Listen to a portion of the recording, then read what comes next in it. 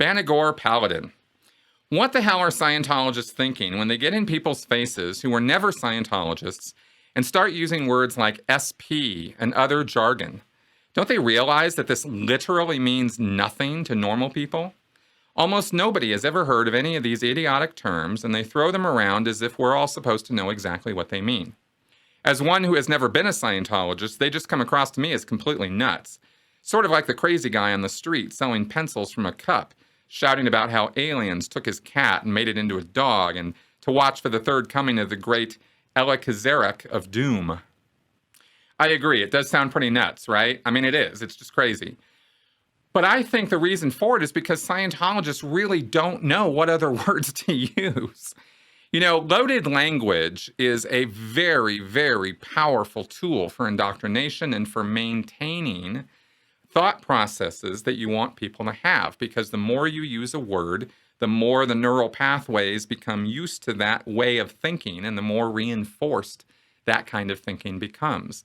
So, you know, you don't think in terms of psychotics or antisocials or something like that. You think in terms of suppressive people. And Hubbard's definition and delineation of what a suppressive person is kind of unique. But it aligns closely with these other things, but it's not exactly that. It's its own thing.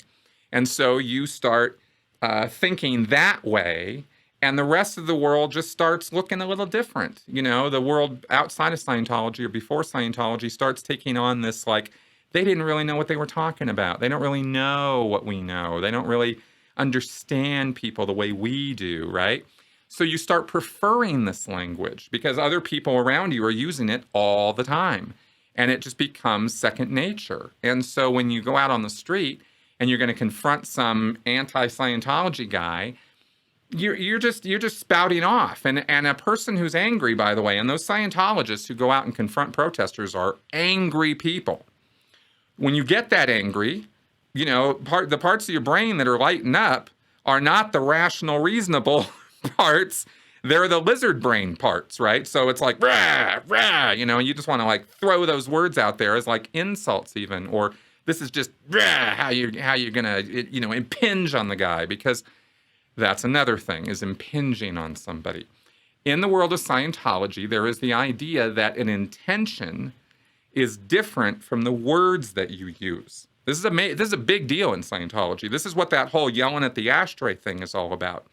If you've heard about those drills where they'll take an ashtray and they'll start yelling at it and giving it commands, you know, they'll sit there and say, stand up, and they lift the ashtray up. Thank you. Sit down in that chair.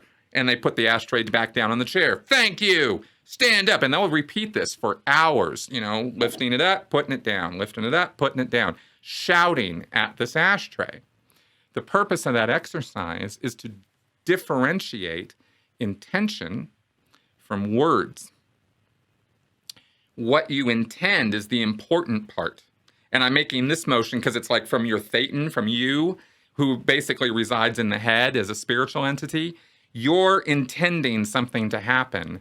And the words are only secondary to that intention. So if you get that idea, then you can understand why Scientologists who come out on the street and start provoking or attacking or yelling or screaming at protesters, they're trying to theta slap them, you know?